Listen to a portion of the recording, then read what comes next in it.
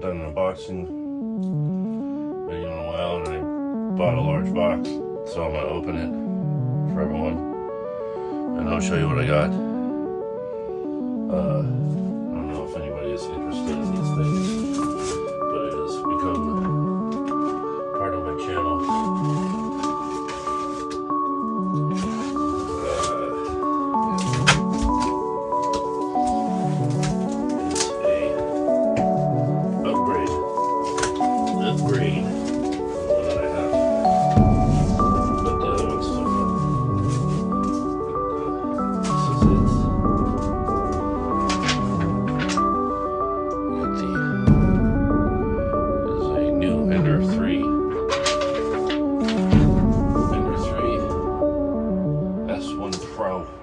It's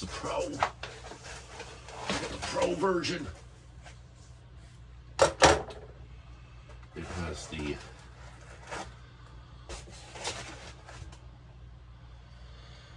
It has the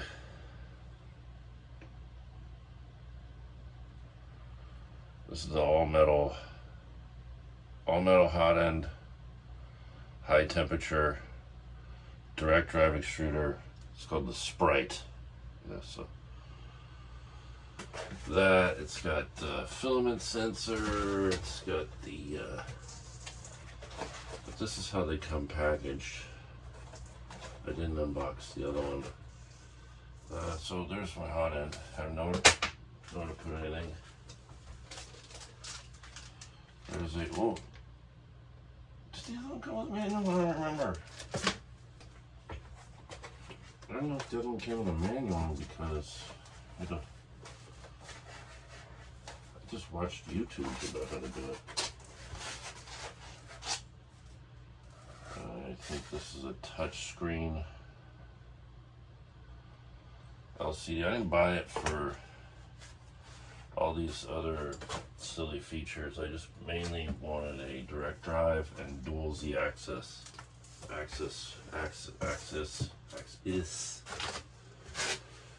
access, but kind of like access to dual Z. So yeah, it works both ways. Power cord. Everything's gonna be lost in a matter of minutes in this room, because I don't keep it clean here. Whoa, what the heck? It's gonna fall. That's awesome. Okay, so here's your filament sensor and your spool holder. We'll just put it together on camera, I guess. Here's my gantry with dual Z axis. Wow, they got that. That's weird. Independently operated, but timed with a belt. Okay. It's the tool kit, kind of with spare parts.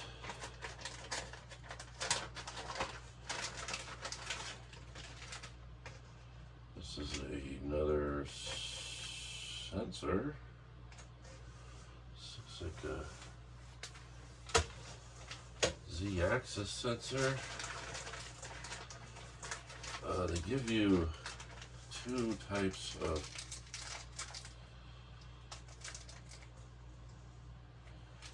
memory adapters with this one, not just the USB. Some snips, some bolts, which is there. Your Allen wrenches, some cutters, side cutters, little extruder needle to poke that out, another extruder. I bought well, it's probably lost now. I bought a hardened metal extruder so I could do fibrous filaments like carbon fiber or glass nylon and things like that. So this is basically a cheap Prusa. I was gonna buy the Prusa, but I looked at that thing a lot and I was like, this is practically identical, with the exception that they don't use, Ender does not use bearing guides. They use these nylon rollers, which are fine, but they get flat spot. I can break all this stuff. See, everything ain't broken. I don't break everything. This is how I do things, guys. So extruder is definitely broken. Just gotta get all this stuff out of the way. I don't have space to do anything.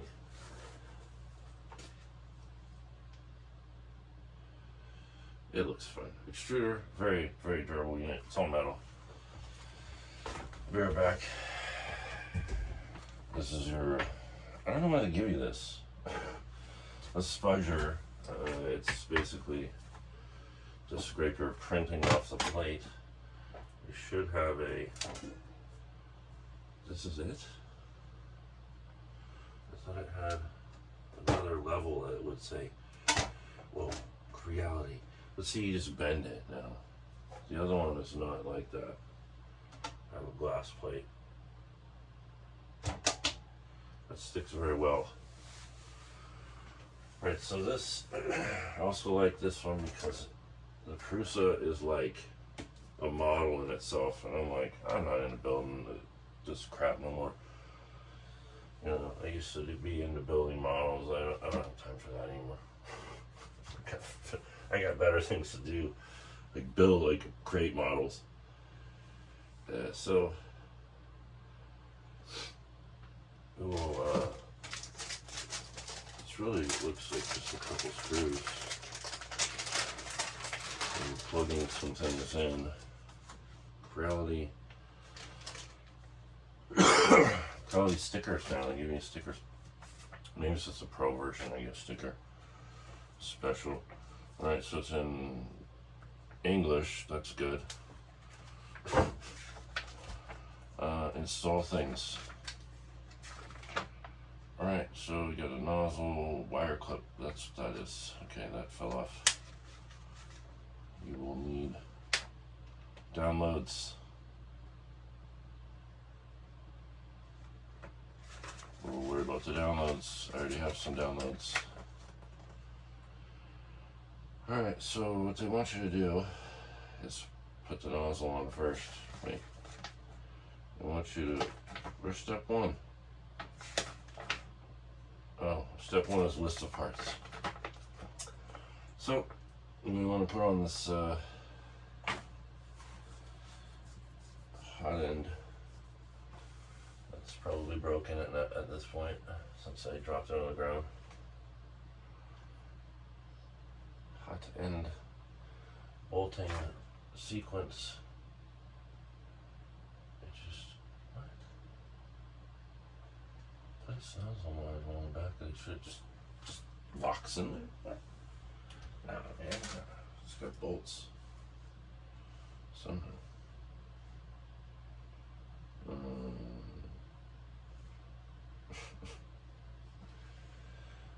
do you bolt on here? It's just on there, like so. That's my and you want to install them kind of loose. Otherwise you'll have trouble lining them up and you'll strip them out. So there's four. Yeah, four.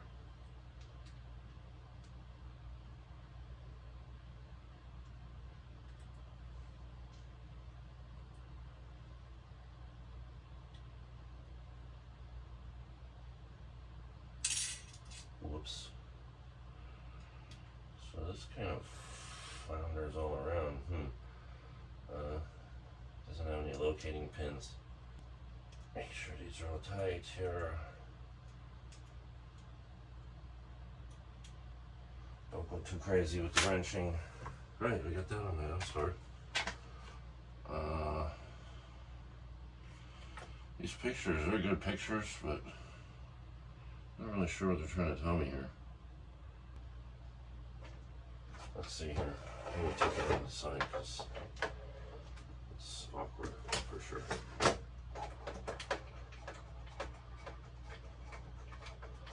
This one's a little bit heavier than the traditional Ender 3.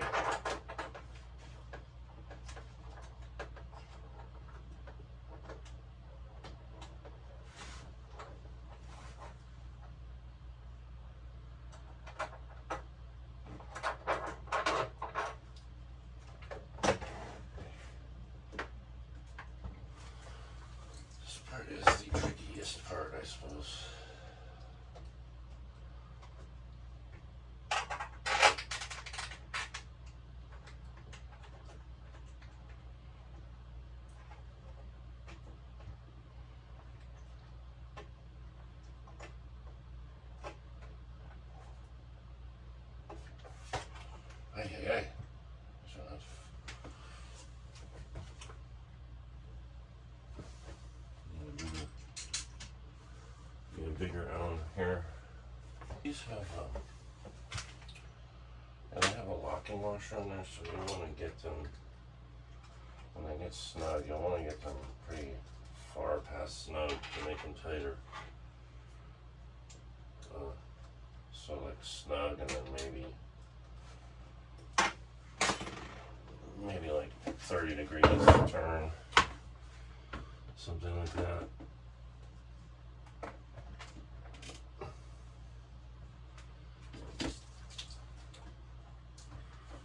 Alright, so that's that set up.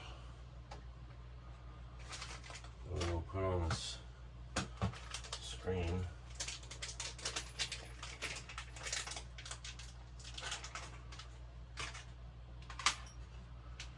And there's an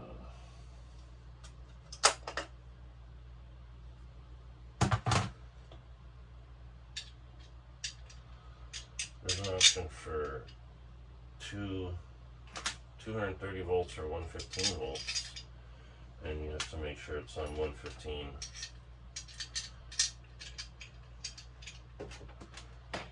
See this goes here.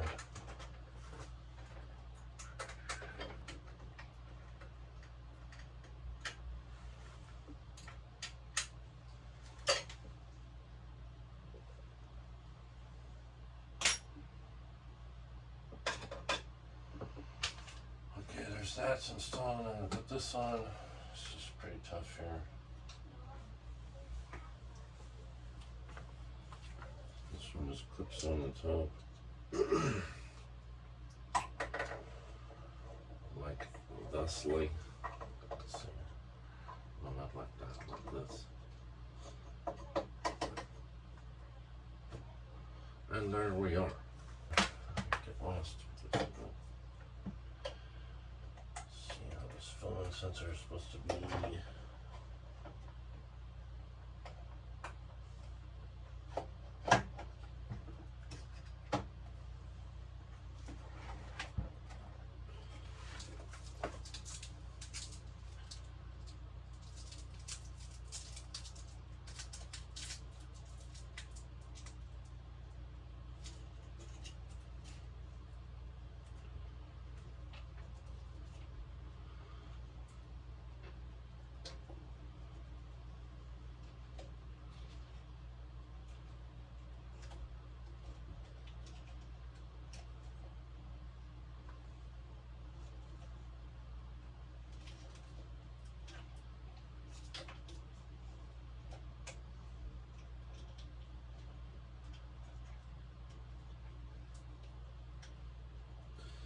This is a much nicer setup. Especially if I was putting it in the right way. It'd be really nice.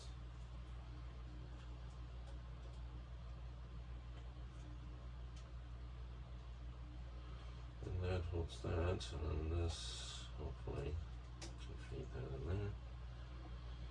And this into there, right? There we go. Very nice, very nice. Alright, so that's hooked up. That's tough.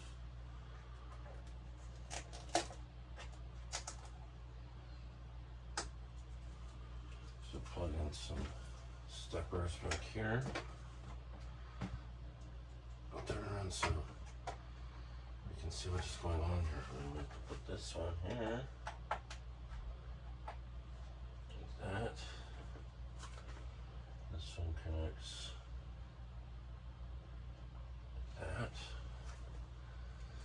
And then this connects to the stepper over here.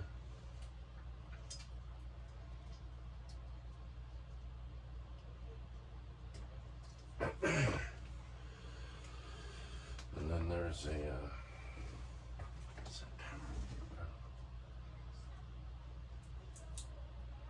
this goes to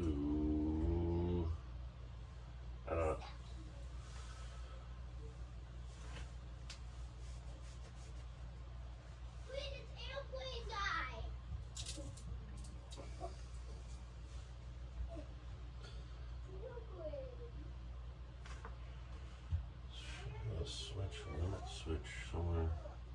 It's going to be this one up here. So it's going to be inside here.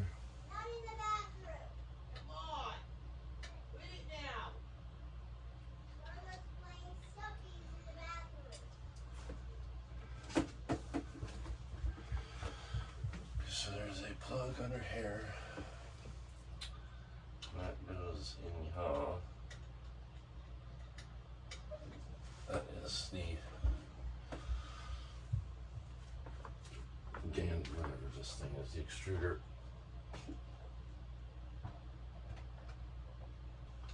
We still have to do the, holy cow, that's super loose. Wow.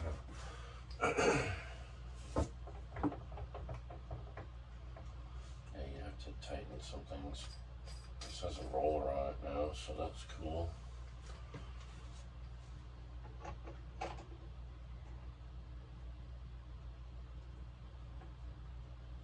It's on both sides.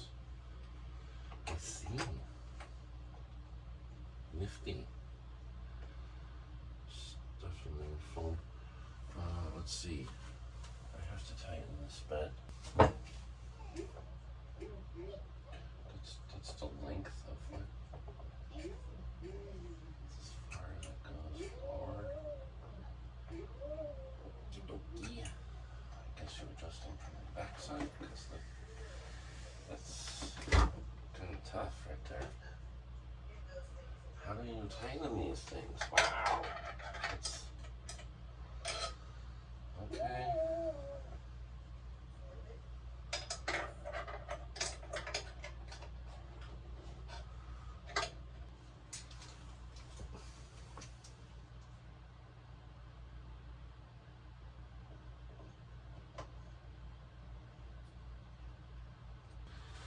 Right.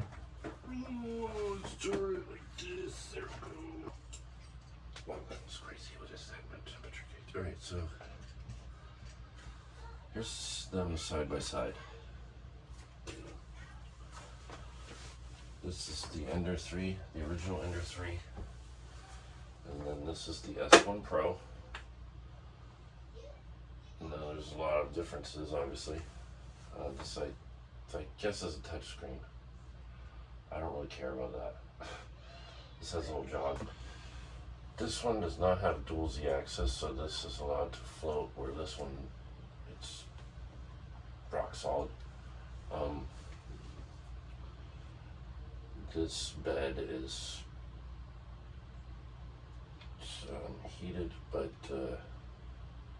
doesn't have this magnetic thing on there.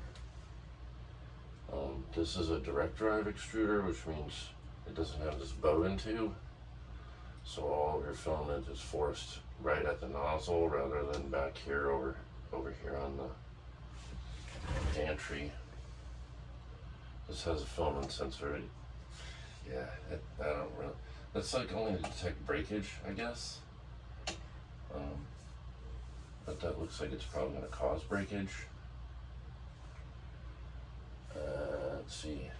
We have these other wires. What are these wires called?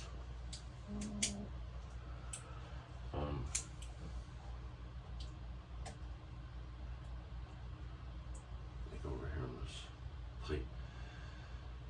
So yeah, this got this enclosed foot here with the drawer. This is really stripped down. This has a little light up here, a little bar light. That's not a big deal, but kind of cool. Yeah, the main differences here are this extruder and the dual Z-axis screws here. So that's what it's got, more stability, so it should create more precise printing. Let's see, what else is the difference here? This one has a bigger footprint and it's much heavier than this one. Other than that, it's got these tensioner wheels on here for your belt, which is pretty nice. These don't have that. On here, there's one. This has the upgraded bed springs already on here. It says BL Touch. This is all manual.